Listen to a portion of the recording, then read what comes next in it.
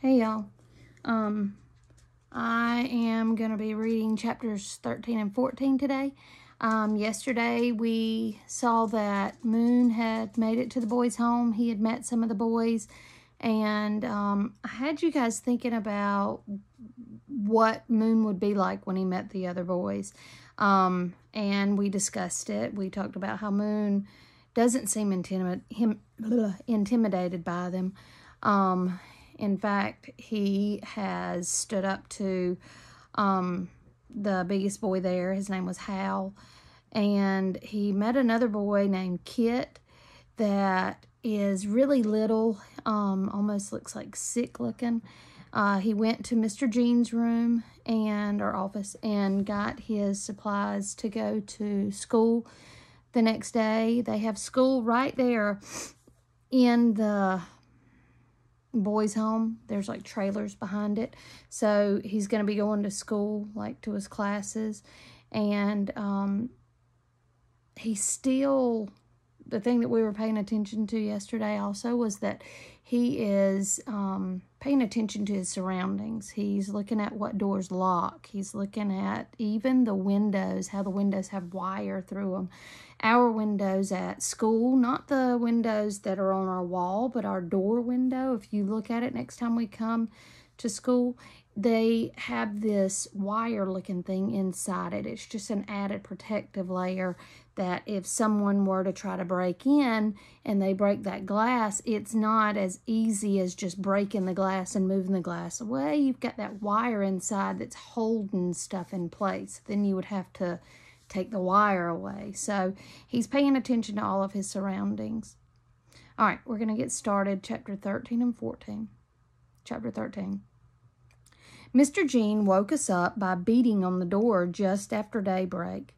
I reached to my feet and grabbed my uniform, which I'd balled up under the covers, and I jumped down. Kit came over and stood in front of me. "We got showers now," he said. "I already took one yesterday." "We have to take 'em every morning." "Okay," I said. "I don't mind." I stripped down like all the other boys and followed Kit into the shower room. I waited in line until it was my turn to walk under the water. It was warm this time, and I let it run over me. Kit stepped under the shower beside me and tapped me on the shoulder. He pointed to the soap. "Rub that on you," he said. I took the soap and rubbed it on my arms and my chest like Kit. Then I closed my eyes and let it rinse off. "Hurry up," somebody behind me said.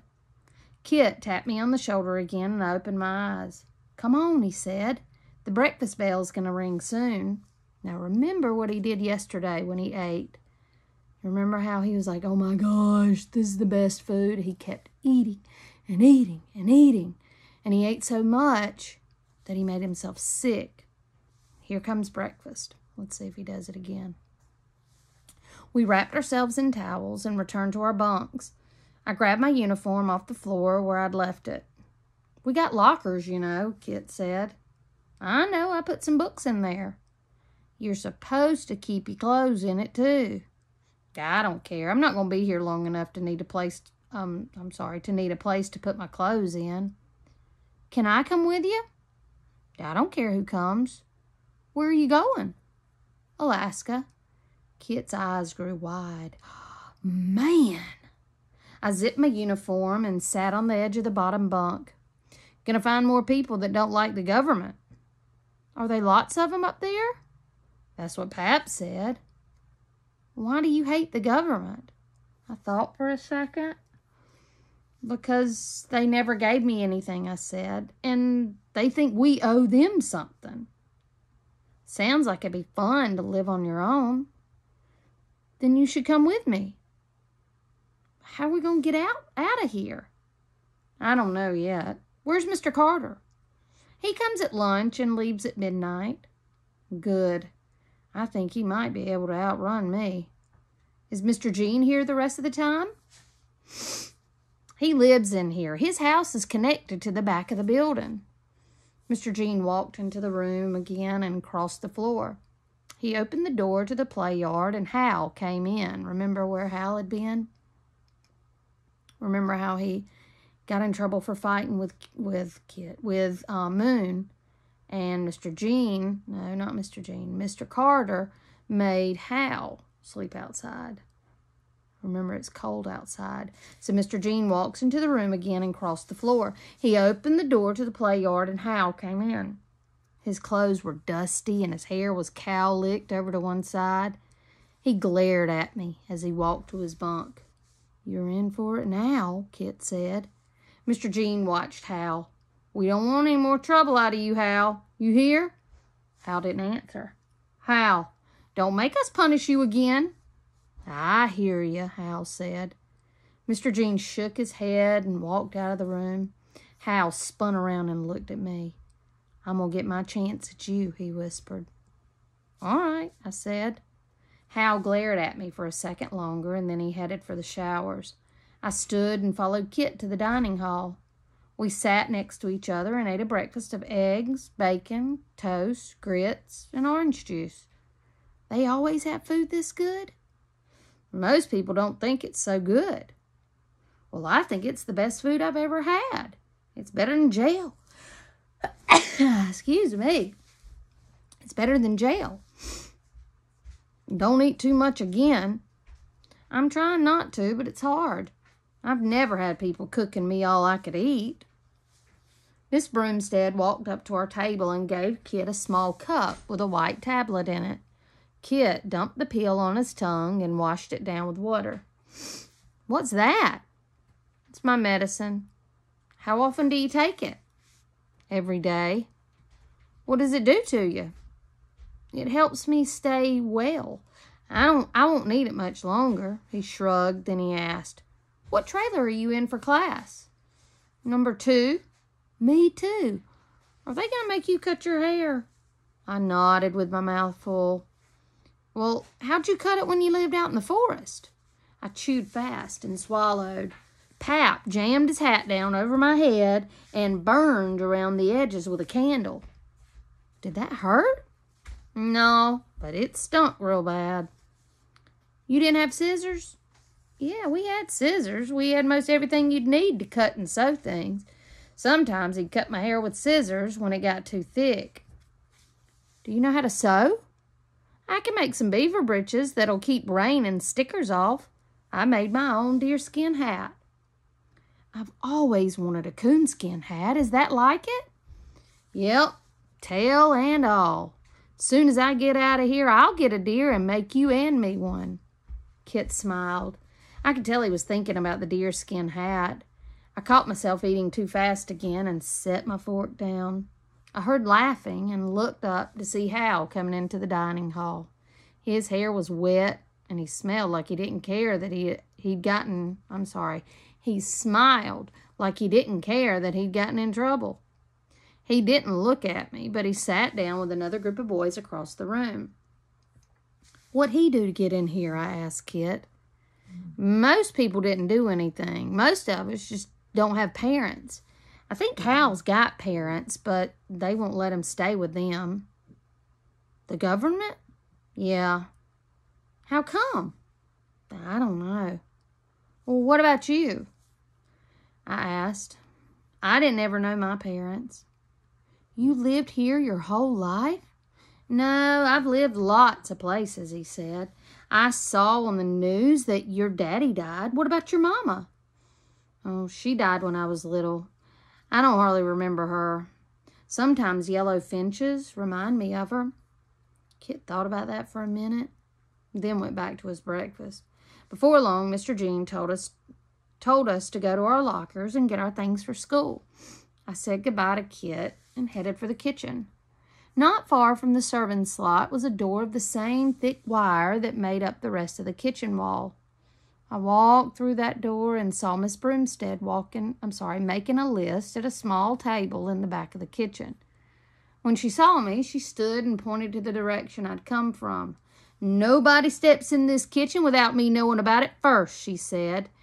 "Well, Mr. Jean told—" "Get back out there and wait till I call for you," she snapped.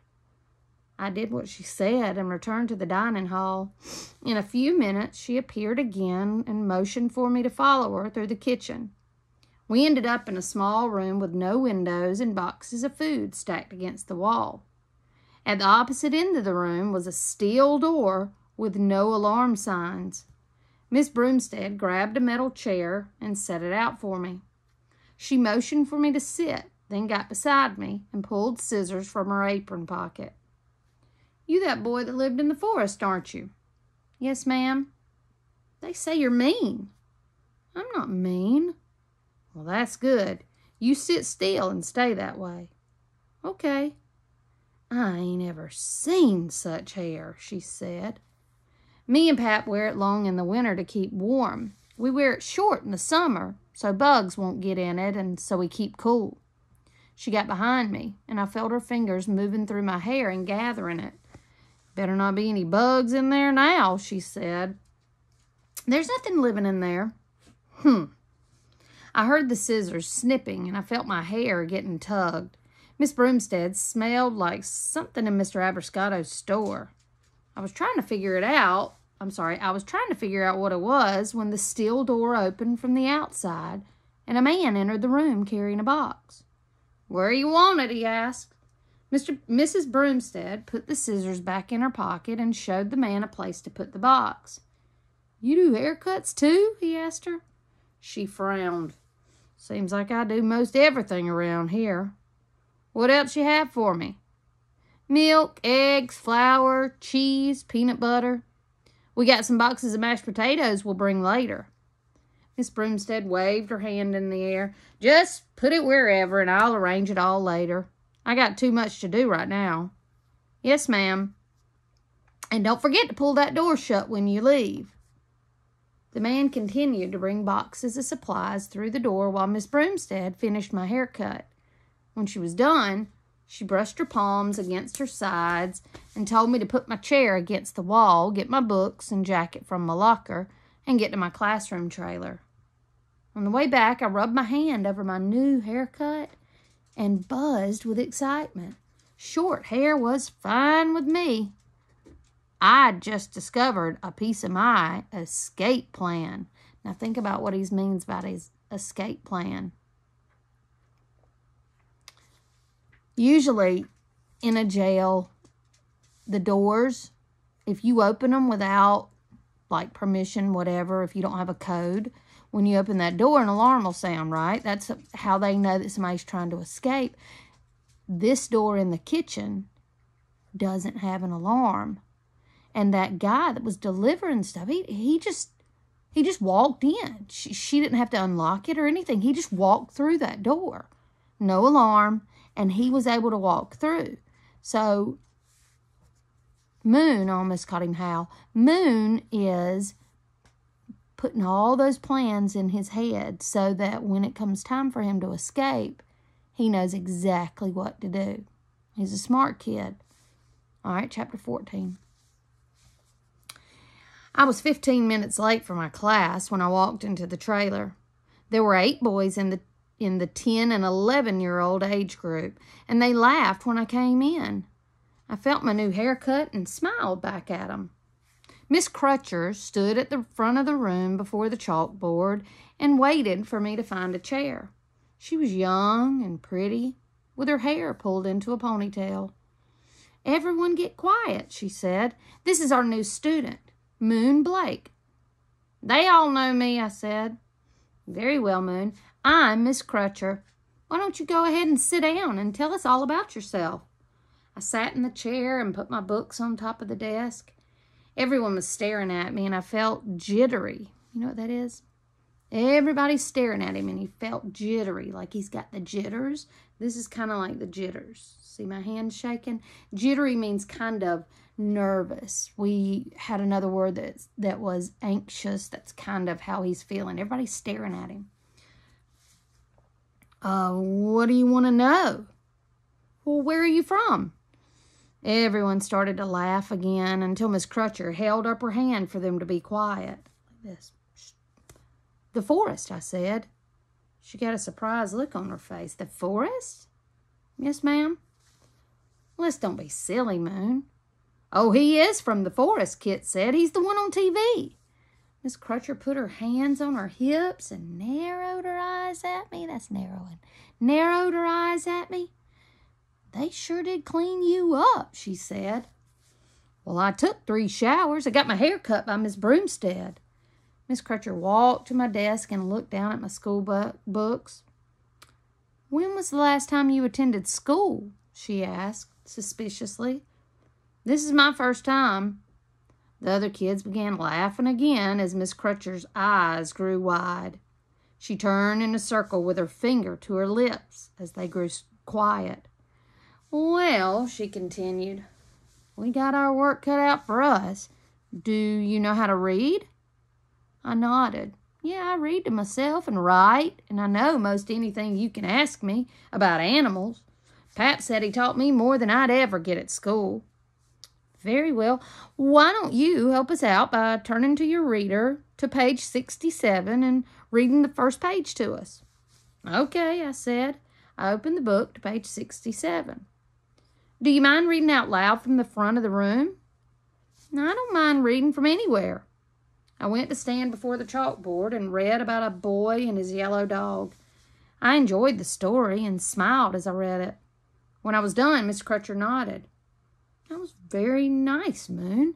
So there again, he's not a nervous guy. Now, he did get jittery because everybody was staring at him when they were asking him questions.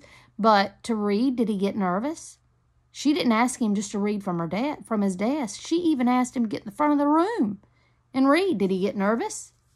He knew his stuff. Pap said people have to know how to read and write. How are your arithmetic skills? No, we don't use that word. Arithmetic means math. How are your math skills? Not good. Pap said he didn't know a lick about math. I can add and subtract, but I don't know division or multiply tables. We'll have to work on that then. Might not want to waste your time on me. I'm going to be out of here before long. The class laughed again. I see, Miss Crutcher said. I could tell she didn't believe me. Well, for now, Mr. Moonblake, why don't you return to your seat and try to focus on learning some things in here? I shrugged and went back to my desk. The other students took turns standing in front of the chalkboard and reading from the story about the boy and his yellow dog. I put my chin on my desk and listened.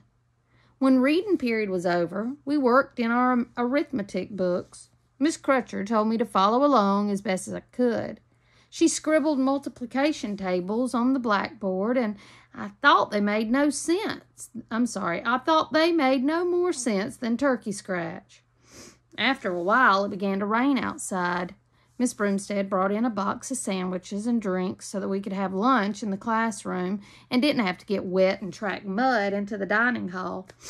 We sat on the floor in a circle, and the boys wanted me to tell them about living in the forest. Miss Crutcher sat at her desk and watched us. She seemed tired, but every once in a while she smiled at us. When Miss Crutcher dismissed us that afternoon, the rain had stopped and the play yard dripped under gray skies. We were the first trailer to be let out, so Kit and I stood under a tree and waited for the rest of the boys. After a minute, Kit told me he needed to use the restroom and left me alone. He wasn't gone long before the door to the 12 and 13-year-old trailer opened, and I saw Hal coming down the steps into the yard.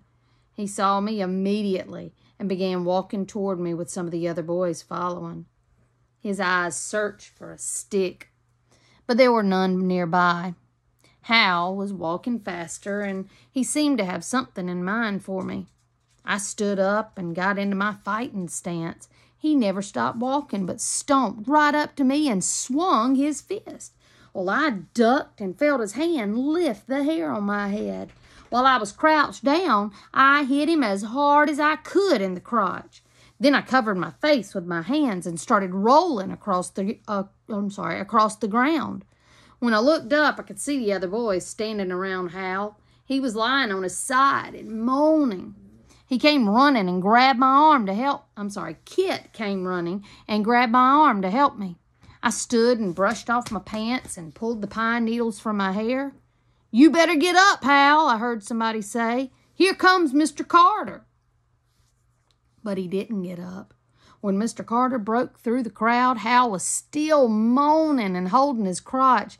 Mr. Carter watched him for a second and then turned to me. "What'd you do to him?" "Well, I knocked him in the balls about as hard as I could." Mr. Carter shook his head. "Hal, I'd think you'd learn to leave this fella alone by now. You lay there as long as you like. You'll be out there until tomorrow morning." Hal moaned, and a few of the other kids started to laugh. I looked at Kit, and he was smiling out at me. "How did you do that?" "I just hit him real good. He curled up like that on his own." Now that's it for today. So, it does not look like Hal has learned his lesson. Hal's still wanting to be the big guy on campus, the big bully, the guy that everybody's scared of, which before Moon came along, seems like he probably was. So here he is. He went after Moon again.